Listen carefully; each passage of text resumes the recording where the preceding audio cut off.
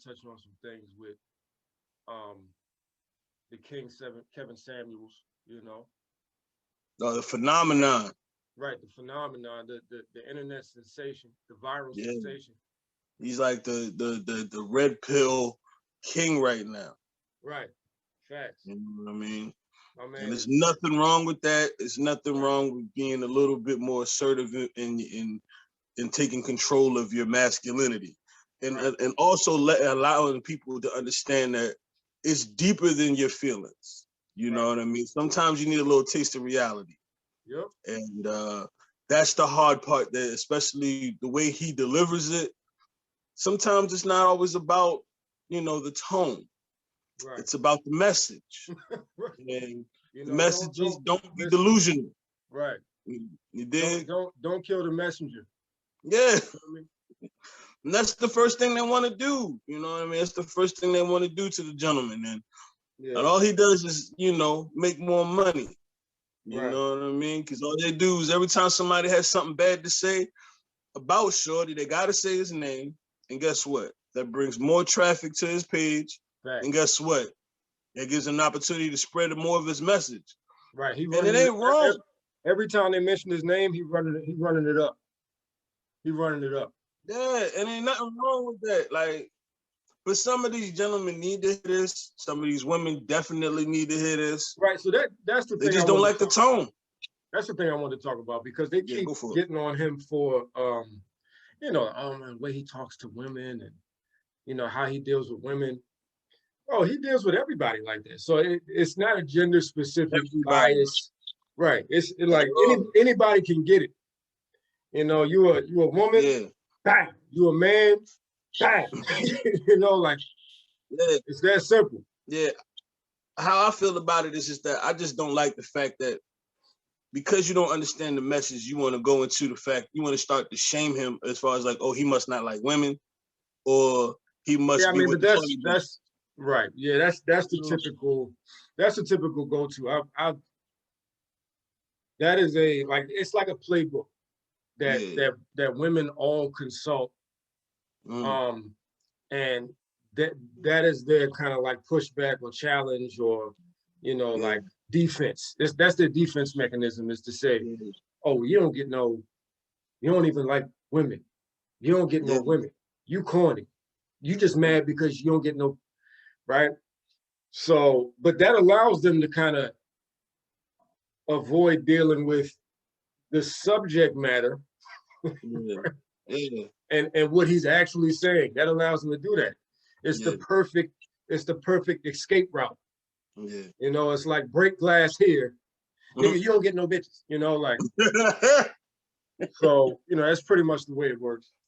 And it's unfortunate that they feel like that instead of really taking in to the discussion and really hearing and just getting some education, they have to deflect and try to run away from what the importance of the message is. It's like, listen, not everybody qualifies. Not everybody qualifies. So you got to stay within your own parameters here. Right. You understand? And the thing is, listen, I understand everybody wants to be great. And it's always everybody, especially like these women now, you know what I mean? They've all been told, baby, you beautiful, you a queen, you all this, that, and the other, but they never really took forth they never put within the effort. Right. To be the queen. And the other thing, it doesn't, so when it comes to men, if a man walked around and just said, I'm a king, I deserve a queen, I'm special, I'm the greatest gift to this world, without exhibiting any of, like, we don't have the luxury to just say that and people just support it just because, every Black man is great, right? So you actually have to, if you're going to say that, you have so if a man comes along and says, hey, I demand respect, we have to earn the respect that we demand via handling our responsibilities, via, just accepting the responsibilities and that burden that comes along with demanding the respect, right? Yes, So I think a lot, and then you know, they're all women that I was talking to my cousin. I was talking to Treese the other day, and she was like, "Well, a lot of women haven't dealt with them type of niggas, right?" that's very true. You know, and so they don't. The only thing they know is a man that demands respect, but doesn't, you know, handle his responsibilities and doesn't reciprocate the respect. And you know, I Yeah, had to, that's true. and I agreed with her, but I had to push back and say Yeah, that is true. But I had to push back and say, hey, there are also a lot of women who have dealt with that type of guy, the guy that doesn't really deserve the respect. But then when they get with a guy that does deserve the respect and is a good dude, and handles his responsibilities, they have a tendency to you know, treat him a certain way or just be like, oh, he boring, he's corny, he's square, he this, he that. well, she's But met with a lot of and then pushback they and do him dirty. disrespect. Yeah, it's like it's either met with a lot of pushback and disrespect just based off of their prior, prior relationships. Right. They try to put everybody in a box. They try to put all men in a box. Like we all want the same things. I mean, to a degree, they have a idea, but they don't have an idea. You know, they think that we all want the same things, like as much as they do. They believe that we want the same things as women do. And they try to approach things as if they were in our shoes, this is what they would want. You know what I mean? And it doesn't work like that. You know what I mean? It just doesn't work that way. You know, and it's unfortunate. And they try to play what we want off as superficial. And I think that's just not that's just not cool. But that's just how they play. And both sides do that. So men do that too, because we try to play off a lot of the things that they want as superficial. And on both sides have valid points. So you got men that'll say, you know, because we can't just rag on women, you know. No, that wasn't my plan. That wasn't my plan. I know. I feel you. Yeah, but you know, you got men that'll say, "Oh, all women want is a man that can provide for them. All women want is a guy that can do this, and that." That doesn't necessarily constitute a gold digger or gold digger energy, right? Nah. That is just, you know, men should always feel, even if you can't do it currently, men should always feel the desire, right, to attain the level where they can protect their woman, they can provide for their woman, not 100% like I'm paying for everything, because these days statistically you can't have a one income household. It's almost damn near impossible. But you have the desire to have a significant investment in providing for your woman, right? So, Marvin's about to get on now. Okay. So it goes both ways, right? Let me pause for a second. Go for it. So yeah, it goes both ways. But women have a tendency to not understand men's side of it. And I think that's a result of the conversation in the public square is pretty much led by women, largely, right? So talk shows, books, social media, media in general, right? It's all kind of telling that woman perspective, because now we're in the era of, you know, woman is trending, right? Feminism is trending. But and they talk about it from this man-woman perspective. And the only time they really talk about it from a black woman perspective is when they're shitting on black men, right? And they talk about patriarchy and chauvinism and sexism and all this stuff, but they don't realize like racism trumps all of that. And so black men really don't, I tell this day, I've never seen any empirical evidence to show that black men benefit from some sort of patriarchy, right? I don't care whether it's in employment. Now there's somewhat of a slight gap between the dollar amount that women get paid and the dollar amount that men get paid. When you disaggregate that to race, it's not like between black men and black women. It's not really that big of a deal. And then when you look at the overall of like who's getting hired, there are a lot more women getting hired than black men. right? I mean, yeah. I mean, it depends on what we're talking about here, like what avenues of employment we're talking about. But I Right. mean, down the line, like that's kind of like a loaded statistic, though. You know, when they talk about we make more, this, that, the other. I mean, it's all about like I don't see too many women out there in the construction field trying to go ahead and, I don't see too many women over here digging ditches. You dig? Right. So like, I mean, but I never see them in the hospitals all day though. You know what I mean? That's, you know what I mean? I see so many girls walking around here in scrubs like a motherfucker, but so, I definitely don't. Yeah, that's the disparity right there. You know. Yeah, it's a couple different industries like finance, of course, construction. Hard labor jobs. Basically, it's basically finance and hard labor jobs, two industries where you'll see, like it's majority men in those positions, right? But when it comes to like white collar, and the white collar jobs are typically account for the majority of the high end wages. When you look at all the wages. So, but not to get too wonky, but basically they will say like, oh, Black men benefit from patriarchy and all this other stuff, but they don't parse out the race factor because they have this whole conversation with white women about patriarchy, and white women are dealing with something completely different than Black women are dealing with, right? And for a Black woman to acknowledge patriarchy but not acknowledge racism and how it targets Black men at every level of existence. If you're not talking about both, you ain't talking about shit, right? And that conversation is being led by people outside of your community that are trying to get you to be involved in something else, right? Yeah. So, but basically, I actually had a friend of mine, a good friend of mine, man. You actually know her, I think. You might know her. I'm gonna say it offline. I'm gonna tell you offline. Okay. But basically, we had a conversation. She was actually kind of we were talking about some social media strategy and marketing strategy, right? Okay. And so she has a position with Maryland State government. And she has a communications position, right? And I don't clock anybody's money, but she's actually told me like, her salary range or whatever before, because we was discussing like financial prudence and how to save and investing and all of this stuff, because I started getting into that recently. So I know like around like ballpark, what her salary is, right? So we were talking about this marketing stuff, but she is the type of woman who is very, she didn't necessarily have a man around growing up that it was an all woman environment. Okay. And so she didn't have a man around that, was a decision maker and would kind of like occupy that space of a man.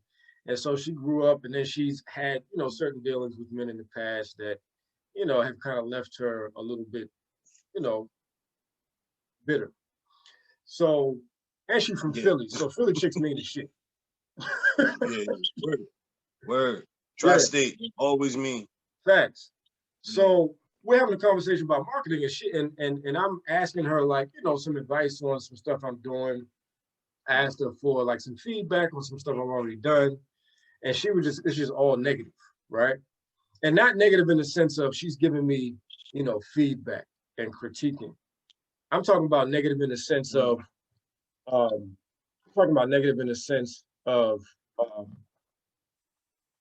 she's just kind of just saying bad things without any kind of feedback. It's just like, I didn't like it. Right. And so, which is not a surprise. I mean, I know her, so I've known her for a long time. So I expected it. But I had that one point, I had to tell her, like, yo, you could have said some of the same things, but said it this way. And we could have had a conversation where we're building, right? Where you could have said, like, hey, I thought it was cool what you've done so far, but this component is what I think is missing, right? I had to literally press her to tell me specifically, what did you not like? And so she mentioned one thing that was missing, like a component that was missing. And I was like, oh, okay, yeah, I plan on doing that. But right now, I had to take care of this, and that first, right? And here are the results from what I've done so far. But yeah, I definitely plan on implementing that, right? That would have been a productive conversation. But instead, what she did was like, I don't like it. I'm like, okay, so what did you not like? Well, you know, it's just like, because you could have done this and that and blah, blah. So I'm like, okay, so could you be specific? Could you elaborate? And she's like, well, look, this is what I do for a living, Thomas. I market. This is my career. And so I'm like, oh, okay, I don't understand. How does that answer my question? Like, I'm trying to get to the feedback part, right? Yeah. So then she's like, I don't think you would understand the verbiage that I would use, and that's why I'm not elaborating. So at that point, I was just like, well, one, I just kind of like, I had to lean on a little bit, and I was like, yo, there's nothing that will ever come out your mouth that will even come close to going over my head. So don't even think that would ever be right, because it's literally impossible. So, but then I was like, yo, but once we get past that, like, you have to understand, like, your approach to talking to, I don't know if it's people in general, but I definitely know it's definitely men. Your approach is a little bit counterproductive and dysfunctional. It's dysfunctional.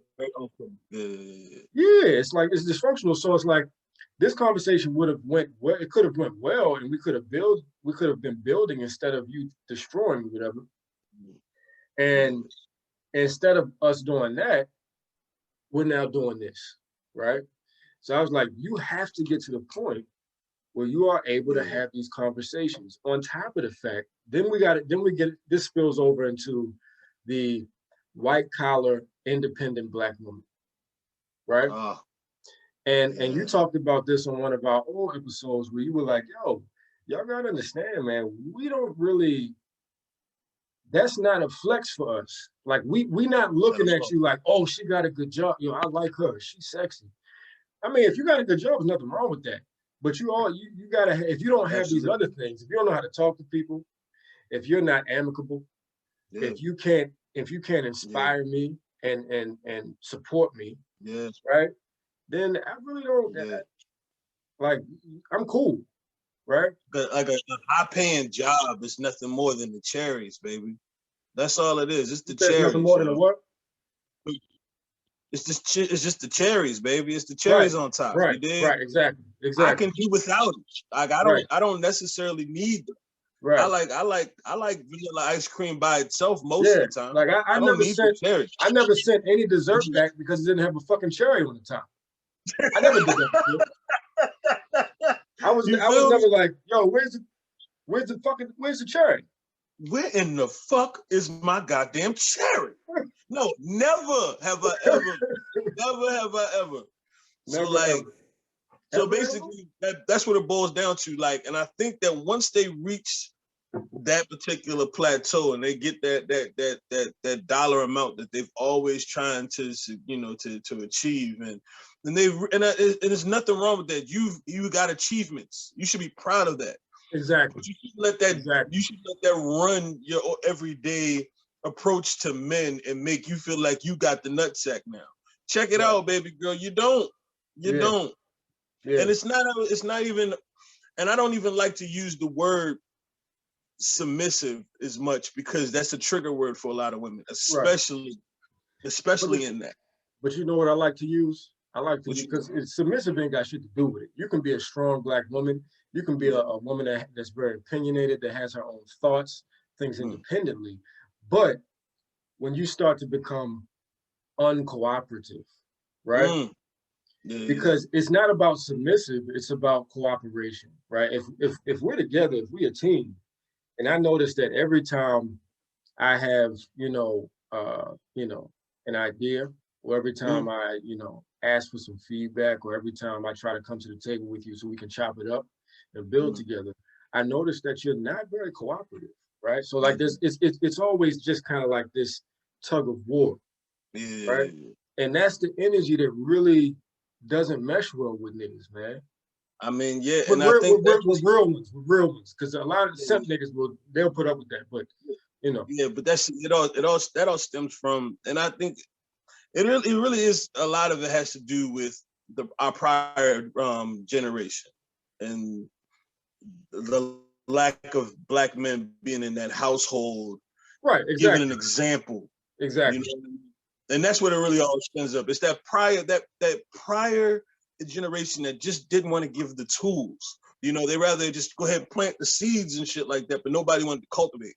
And that is the issue. You know what I'm saying? And now we have a generation of women that had to, you know, they had to put the culture on their back in order for us to push forward. But now they think that, you know, because they did that, we're obsolete in some kind of way, or we're less than in some kind of way. We don't have anything to contribute, or our opinions don't matter, or they're not to say that we're not equal or anything like that. But in a household with a man and a woman, and I don't want to sound misogynistic when I say this, but it's just it's a truth, I believe. Yeah, it's a like fact. A man should be, you know, the bottom line decision maker, you know, when it comes to, you know, subjects. Not to say that your opinion doesn't matter. Not to say that what you have to say doesn't push, you know, doesn't push the needle. But what I do believe is that you need to bring that to the table. We discuss it. And if I feel like it makes sense and you really believe in what you're saying, then yeah, we can go all about it. But at the end of the day, like, that man in your household, especially if he's a man, like a man, he needs to be able to make those decisions. You understand what I'm saying? And unfortunately, a lot of these women, especially when they get into these upper echelon jobs, these high paying jobs, they may be leaders in what they do. You understand what I'm saying? Right. They don't trust the leadership of the man, which in turns, you know, they don't have cooperation, which in turns combativeness in the household. And it never but you know what? And I said to a friend of mine not too long ago, I was like, man, what's so unfortunate is, you know, because a lot of women these days, especially above the Mason-Dixon line, unfortunately, they haven't been even raised to, you know, to occupy the space of a matriarch in a household, and occupy the space of a divine feminine woman to their husband, right? But they have been trained to work hard, to get that good job, to get that education, to get all that stuff, right? And so I was like, man, you know, it's unfortunate because honestly, I feel like a lot of women these days, man, they only bring value to the white man that hired them and that cuts their checks. But when it comes to providing that value for a husband, for a father, for their children, that's where there's a deficit a lot of times. And I'm not talking about all women. I'm talking about one in aggregate, right? Because there are a lot of women that can do both, right? But above the Mason-Dixon line, it's spooky. They're a different breed, and they just weren't raised in those households to see the innermost workings of a man and a woman work out together in a household.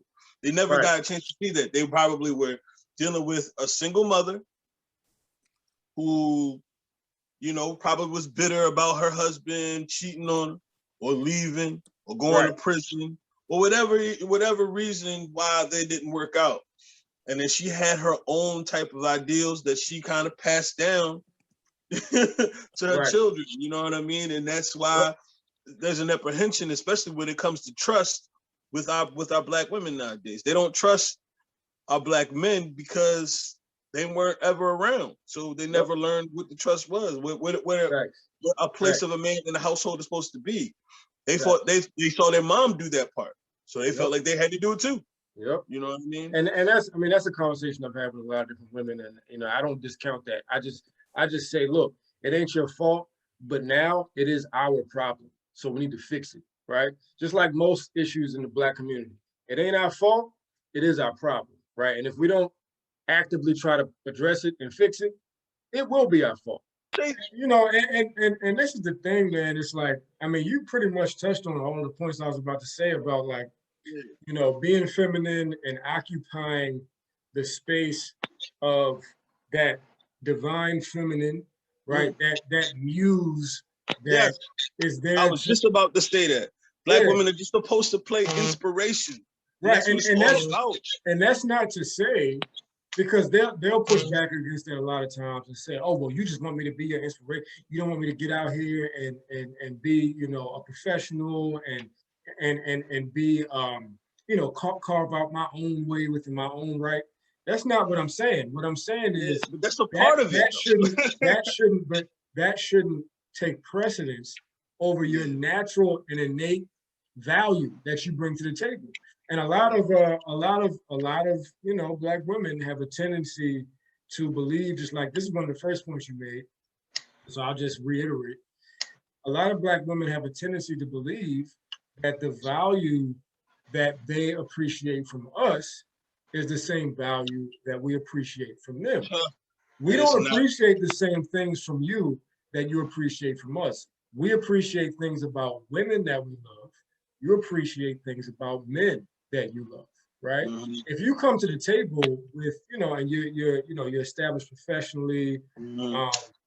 And you make a decent amount as far as income, and you're in a position where you don't need to be supported financially, right? Mm-hmm. We're not going to look at that and say, oh, well, that's a turnoff. Now, some niggas will, but I mean, that's we're not talking about that, right? Yes. That's not something that is a turnoff for us. What is a turnoff is the way you move around men, bruh. As a result of that professional, space that you occupy, right? So no, look, let me finish. Yeah. So at that point, we start to realize, like, oh, the job is fine, but what are you bringing to the table that makes me happy, right? Yeah. Are you a nurturer? Are you supportive? Are you disagreeable? Are you argumentative? Do you always challenge me, right? Are you able to allow me to occupy the space of a man? Are you able to take guidance from me? Are you able to put our heads together like two adults, right? Mm. And we build together, right? Yes. A lot of Black women are not able to do that. Nah. And in fact, and also, are you want to lead? Right. Are you able to allow a man to take the lead? And a lot of them, what they'll say is, well, I mean, these niggas don't want to take the lead. These niggas they just out here, acting up and doing dumb shit. These niggas not even, I'm not talking about them. I'm talking about the man that tried to lead and you wouldn't let him. Mm. And you challenged him at every turn, right? Mm. You would not accept his wisdom, his guidance, right? Yeah. Yeah. And what ended up happening is he finds out, like, oh, you aren't really accustomed to taking guidance from a man, or at least you're not accustomed to being open to a man being a decision maker, to a man taking a lead role. You're not accustomed to it. And a lot of that is a result of Black women growing up in households where they didn't have a man in the household that was making decisions, right? So I don't take anything away from that. I don't say that, oh, well, this just came out of nowhere and you women are deficient. No, we can definitely acknowledge that it comes from a very real place. But once we acknowledge that, how do we fix it, right? Yeah, because what you went through and your upbringing has no direct reflection on what I'm attracted to. And right. That's all well and fine. Like, I love your PhDs and I'm so happy that makes you feel accomplished in life. But I really want to see you turn around in that dress. Respectfully, bro. I'm just saying. I'm just saying. But let's be real. But let's be realistic here, yo. Like, let's be realistic here. No, yeah. Men are visual. No, I'm just being honest here. No, men are visual. Yeah. Men are visual. Those are the things that really bring it home. The nurturing is all is the next step. Like the nurturing, the supportive, being agreeable and all. Those are all the next steps. Those are all catered to the femininity of you. And those are very important factors. Right. You know what I'm saying? They are extraordinary important factors. And these are what hold a man. Right. You know what I'm saying? These are the things that hold a man. The turnaround in the dress is what gets my attention. But what holds me is all these other things, these other true values. Your PhD is not going to hold me. Right. The PhD is just going to make you feel confident and make you walk around with your head up all high. And then it also makes you feel as though you got way to challenge me and my leadership because you feel like you got more education. Right. And let's, I mean, let's, respectfully, because I pushed back against that initial statement before you, rounded it out just now. But I pushed back initially because you don't want to basically speak about women as though they are just an object, right?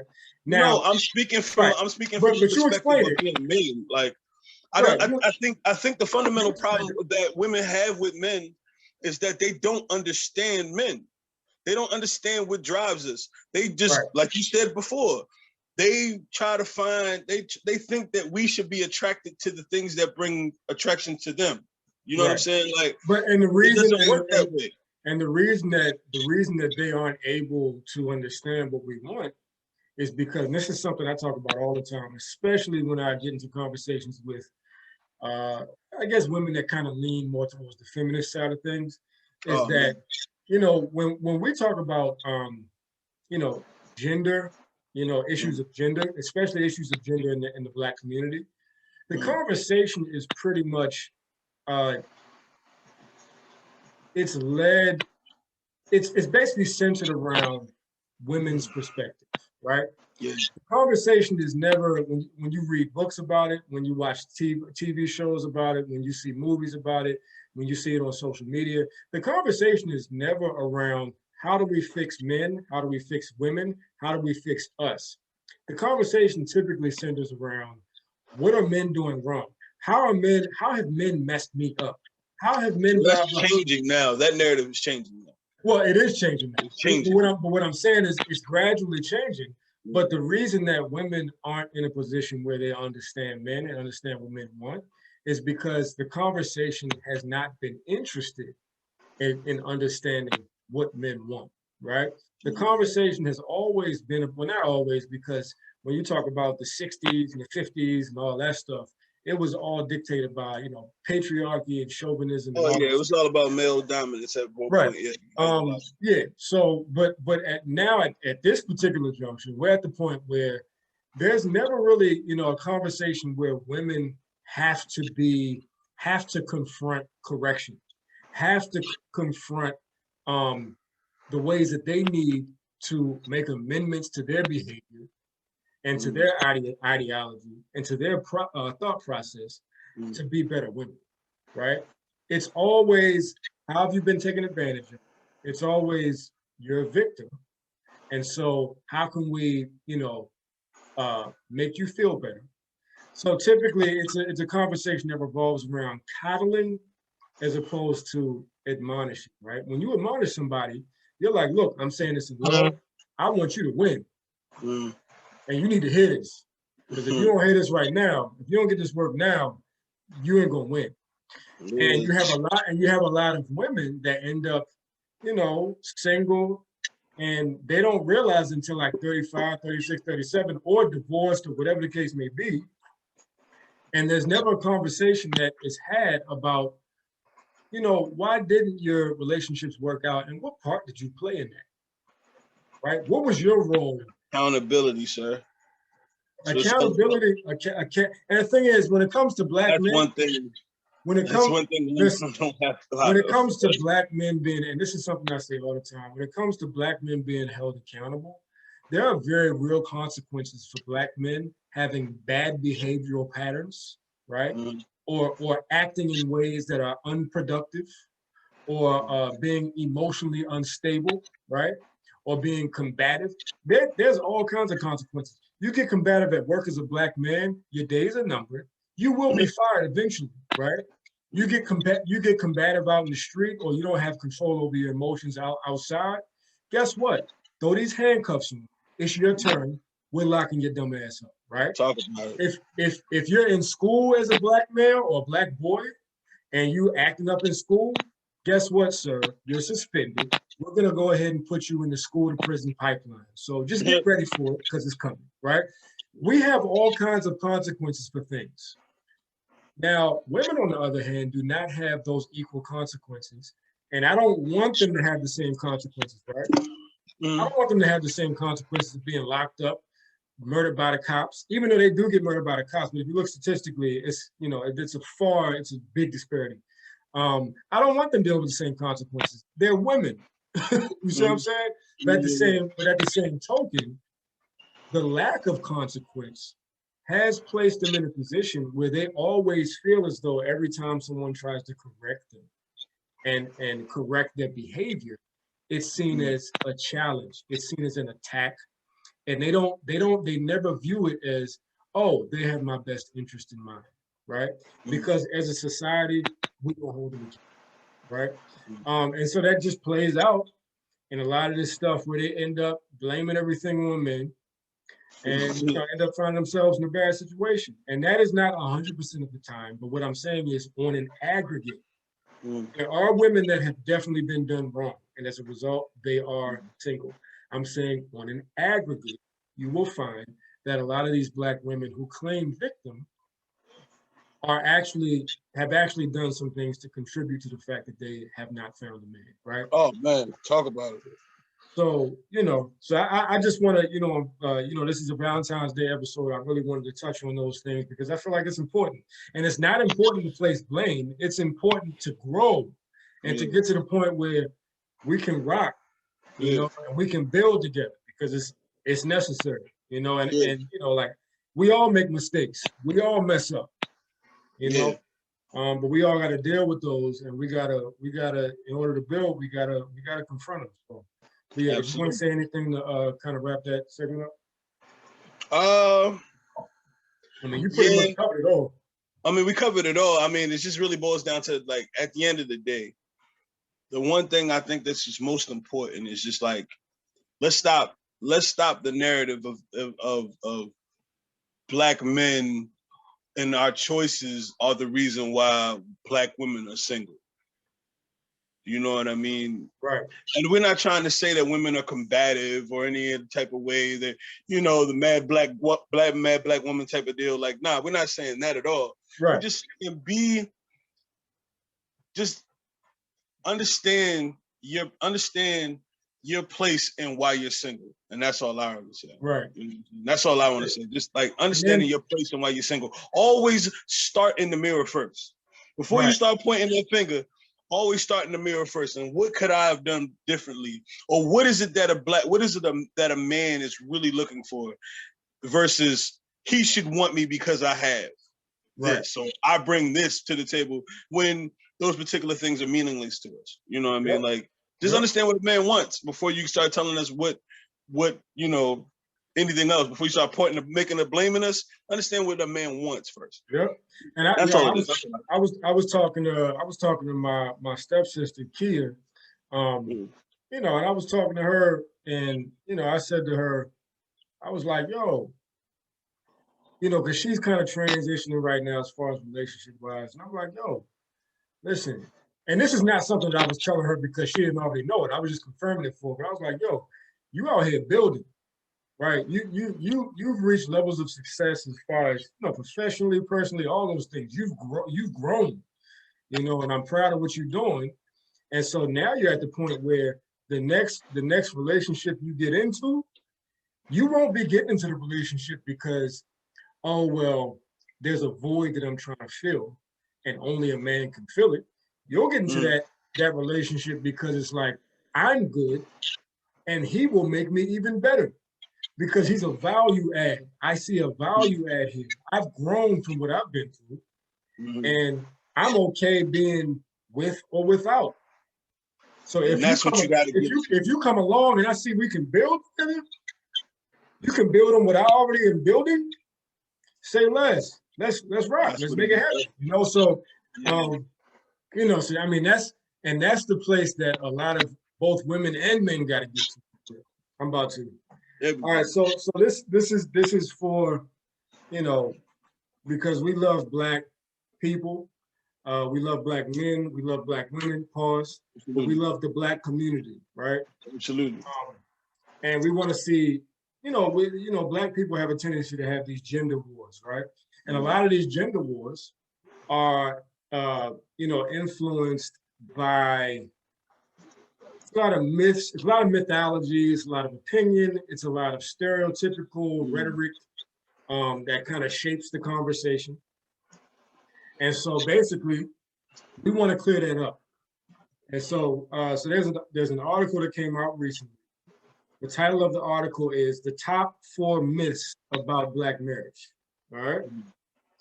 So, and this allows us to have a conversation that is centered around, facts and data, not feelings and opinion, right? Two different things. All right. And the biggest difference in those two things is one is effective, productive. The other one is ineffective and counterproductive. I'll let you all decide which one is which. All right? Respectfully. Okay, first myth. Black women don't marry. All right?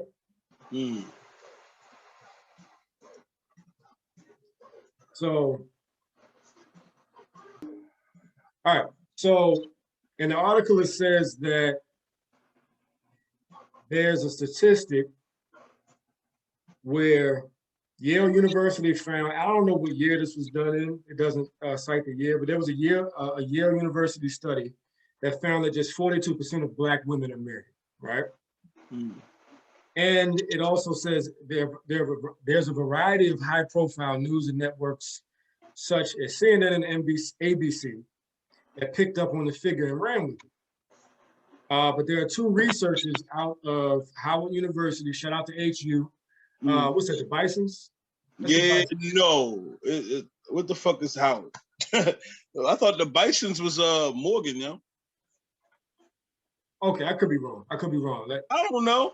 Please forgive me. Please forgive me. Anybody from HU, Morgan, I know everybody's very passionate about the HBCUs, so no disrespect, only respectfully. All right, but yeah, shout out to HU. We love HU. But two researchers out of HU, Howard University, Ivory Tolson and Bryant Marks, because I want to give them credit for this, questioned the accuracy of the finding, right? It's saying 42% of women don't get married or never get married, right? So, right? So when you're looking at data, you have to look at, like the sample size, what was included in the sample size. If you're including women 18 years, actually, and it's women 18 years of age or older. So you're including 18 to 23. That's a whole 5 years where women typically, like, that's start time, baby. That's start time, baby. Exactly. Yeah. They in these streets. They outside. They in these streets. Yeah, so they just cracking that straw into the juice box. They don't know nothing about it yet. They getting used to it. They just getting off the Capri Suns at that point. You feel me? They just getting off the Capri Sun. They just getting past the oh man, what's the joints that look like a little barrel, and you take the quarter waters, my G. The quarter waters. You feel me? Yeah, they just getting off the quarter waters, G. But look, back to the facts, back to the data. So once they removed that demo, 18 years and older, right? Once they removed, I think it says Tolston and Marks found that 75% of Black women married before they turned age 35. 75%. Okay. So we see the difference, and that is a very significant spike in the amount of women that are getting married when you just took out the unreasonable demo of 18, and above, right? Yeah. So that's the first myth, that Black women aren't getting married, right? Second myth is this: educated Black women have it harder. So basically what the article says is this is a myth. So it says getting a college degree is the worst thing a Black woman can do if she wants to get married, right? And then it says not exactly. News stories about Black marriage often mention that more Black women pursue higher education than Black men by a 2-to-1 ratio, according to some estimates. But what these articles leave out is that white women also earn college degrees more than white men do. And this gender imbalance hasn't hurt white men's chances at matrimony. What's more, Black women who finish college actually improve their chances of marrying rather than lower them. right? So the data actually shows that Black women increase their chances of marrying by getting educated, right? Which is pretty much the polar opposite of the myth of, well, you know, if I get a good, you know, paying job and I have a degree, then I'll end up alone because Black men just can't keep up with me, right? So here's the stat on that. Among black women, 70% of college graduates are married by 40, whereas only about 60% of black high school graduates are married by that age, right? That pretty much pushes back against the myth that Black women can't get married, right? Then it also says that the same trend is at play for Black men. In 2008, 76% of Black men with a college degree married by age 40. 76%, right? In contrast, only 63% of Black men with just a high school diploma tied the knot. Okay, so the last thing, so basically what that's saying is, because I'll just wrap it up real quick, put it in a short condensed version, is that not only are Black women, not only is it a myth that Black women have a tougher time getting married when they have degrees and when they are more, they've reached more academic accolades. Not only is that a myth, but it also, the opposite is true. They actually increase their possibility of getting married when they're educated, right?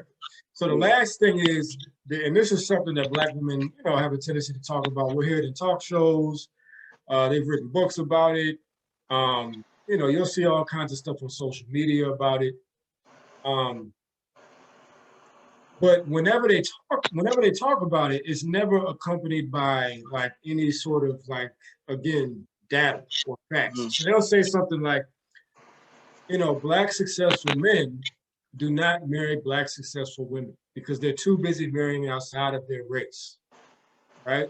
They get with these white women, they get with these Asian women, right?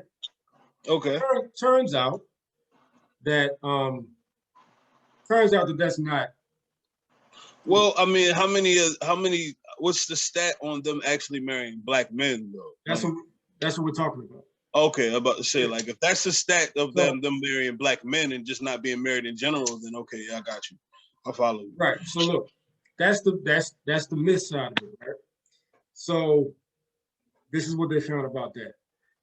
The title of this section of the article is "Rich Black Men Marry Out," right?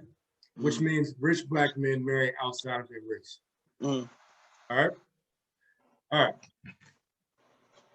So listen, this is what the article says about that. Black men drop Black women as soon as they reach a certain level of success. Don't they? Question mark. This is what the article says.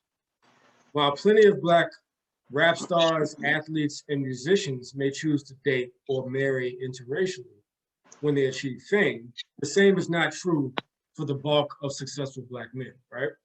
So basically the everyday Black man who's just making, you know, 6 figures or close to 6 figures or above 60K, because when you look at the data on Black, you know, income, you know, to be in the top 80th percentile, you can make like 60, 70K and you're like making more than a lot of other.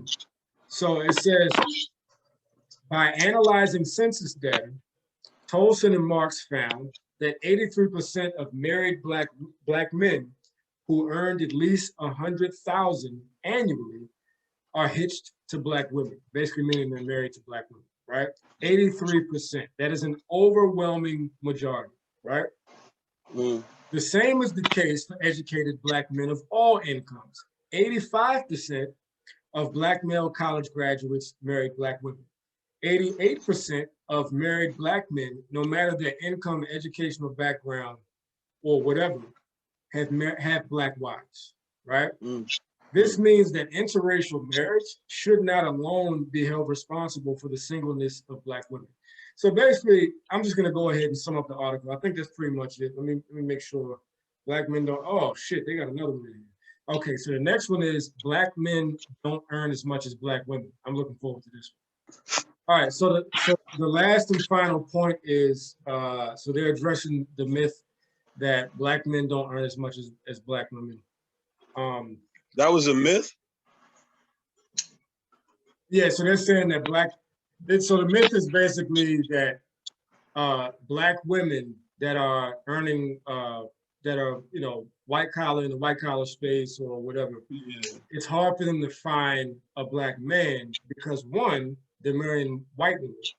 Two, the rest of them just aren't making any money, so they can't keep up with Okay. Okay. Right?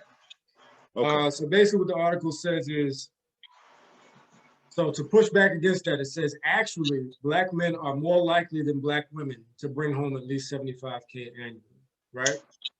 Also, double the amount of black men than black women make at least 250K annually, right?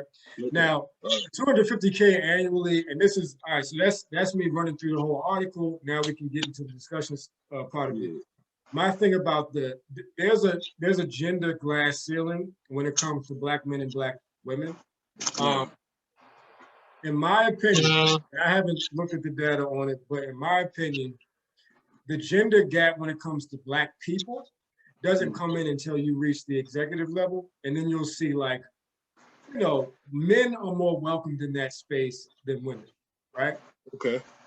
And so you're gonna have more black men that make 250K plus than black women, because at the exec level, that's when the gap really comes in pretty hard. Yeah. Prior to that level, black women a lot of times are hired more often than black men, because the race pay gap and the race hire gap hits black men harder than it does black women, right? Okay. But that's a side note. But now we're going to deal with the actual article. So we got 3 myths that were just busted in this article, right? Yeah. The myth that black men, successful and unsuccessful, may marry outside of their race, and that's what makes it hard for women to find marriage. The other myth is black men don't make as much as black women, and so therefore, if you're a successful black woman, you cannot find a mate that matches your your income level, right? That's the second myth.